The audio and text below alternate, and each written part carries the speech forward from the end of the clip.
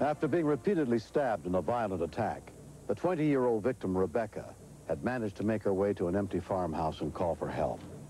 But without the aid of an enhanced 911 system, dispatchers were afraid they would not be able to locate the isolated house before Rebecca bled to death. I'm afraid he's going to come back. All right, you just stay calm, okay? I broke in the window, and he'll see the broken window, and I know where I'm at. Why did he do this, you know? I work with him, and he seemed to be a nice guy.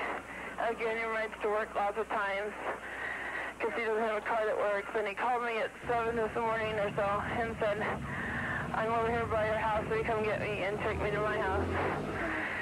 And I did, and then he raped me at his house at knife point. But she just started laying it out, and I think she was so scared she had to tell somebody. And I think Rebecca just wanted somebody to know in case something happened to her before she got help, that somebody was going to know who did this to her. And then he took me, he said he was going to run away, hitchhike to Omaha, and then his bag was out here in the road somewhere, and if I could just take him there and leave, that he'd be all right. Then I was driving too fast. I was driving about 55 on the gravel road, and the gravel was real thick, and I lost control of the car, and it rolled a couple of times, and it did. He got out of the car, and then he pulled out his knife after it rolled on the side of the car. This car's on its side. Then I closed the window and locked the doors. Then he punched in the window and tried to stab me, and then the guy came and pulled us out. And who was the guy that came that pulled you out? I don't know. There was a little bit of blood on us, but we told me that it was just from the accident. I don't know if he was a real nice guy. In a big four-door pickup, pulled us out in his chain. And then we still hadn't make it to the place he wanted to go. He said, I told him I didn't want to go out in the gravel roads. And then he said his stuff was on the highway. But I'm not familiar with this area of town. Is law enforcement with the same patient? No. No. Okay, we have a little bit of difficulty locating this. Huh? Just a minute. They found him? No, just a minute. He says it's a large two-story white house. It is two-story, isn't it? I think so. Is there a fence at the gate? Yeah, the big fence, the gate, the big yard. For a big fence at the gate, and there's 13 dogs barking. I can hear them. Okay, there should be an ambulance out there, Rebecca. But just stay on the phone with me. Don't hang up. I want to make sure that they're in the house with you. They're not yet. Okay. My hand is starting to hurt a lot now. Okay, honey, they should be there. Once she knew there was somebody coming, well, then that's when she settled down, and the longer she talked, the less labored her breathing got. Wait, I hear somebody.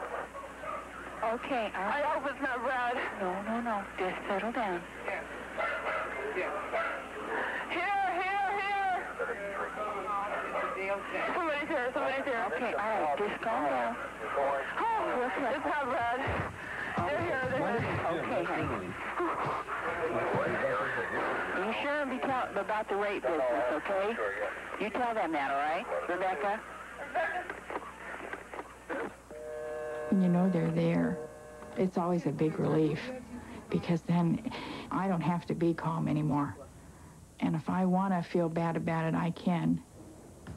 Paramedic Jim Bedorick and his partner treated Rebecca at the scene. She was very frightened, and rightfully so. She was pretty much covered with blood from head to toe. Can you breathe all right?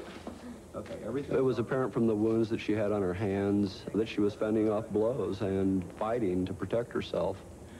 She was fighting for her life. Rebecca? This really made a big impact on me. Rape is a violent crime. It's not a sexual crime. And, you know, the graphic illustration of it's what really made the impact on me. The young woman was later questioned by Grand Island Police Detective Rick Ressel. After the sexual assault, he wanted Rebecca to drive him to a location where he had placed some of his belongings. At least that's what he said.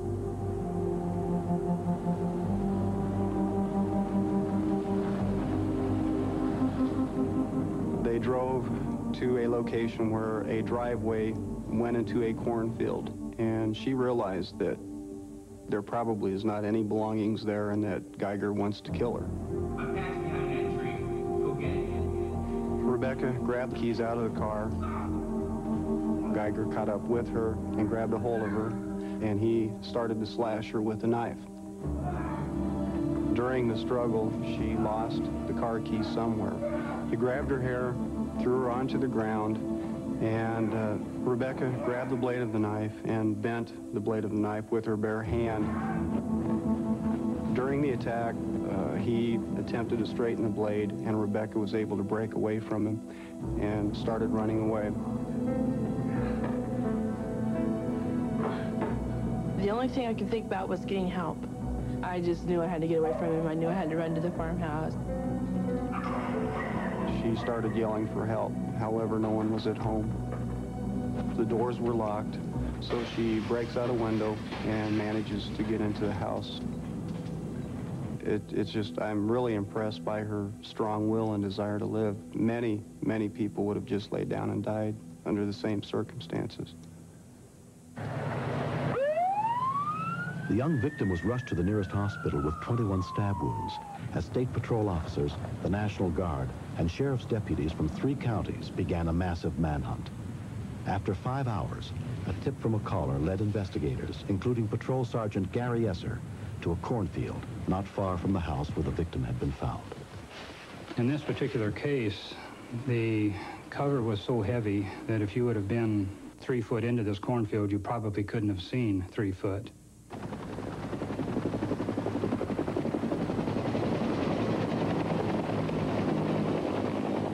We came into the field at a very low level. We were intentionally flying low, hoping that we could see this subject in these corn rows. But it's a jungle in there.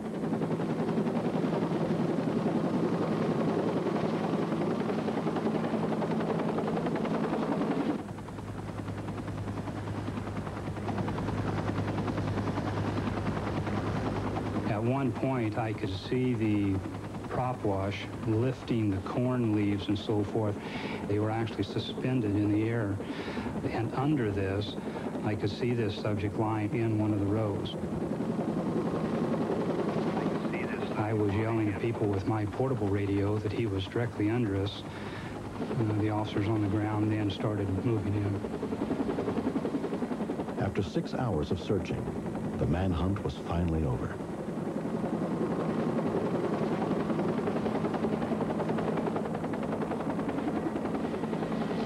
The suspect later pleaded guilty to rape and attempted second-degree murder and was sentenced to 25 years in prison. In the 2 years since the attack, the physical wounds have completely healed. Just last week, Rebecca was engaged to be married. The hardest part of the recovery was mental. There was a lot I had to work through. But it was just the will to survive and the fact that I was only 20, I hadn't gotten married, I had a whole life in front of me. And it was just a very, very strong will to survive. I just had to. You know, nobody wants to die.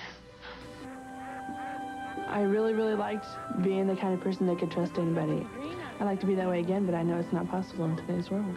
That incident taught me to be very cautious. You just can't trust everybody you think you want to. Recently, Rebecca got a chance to meet the 911 dispatchers who helped save her life. Hi, Charlene. Uh-huh. Hi, I'm Rebecca. Hi, Rebecca. Rebecca Smith. I wanted to meet you for so long. It was wonderful meeting Charlene and Kathy. I wanted to meet them for a long time. They're just sweet as I ever thought they were. This is Kathy. Most of the time, people forget about us entirely. So it was quite a treat to get to meet somebody that we helped. I was glad I was able to. I was glad that she was able to walk down them stairs and come in and talk to us. I really was.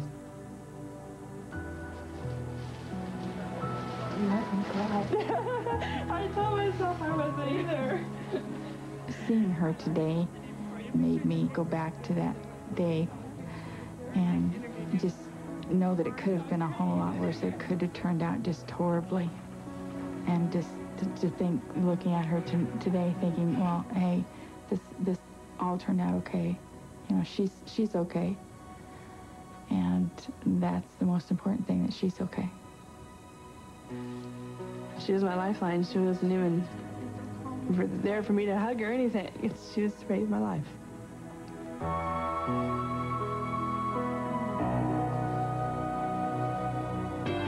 Next. They told me to take him home and keep him as comfortable as I could until he died.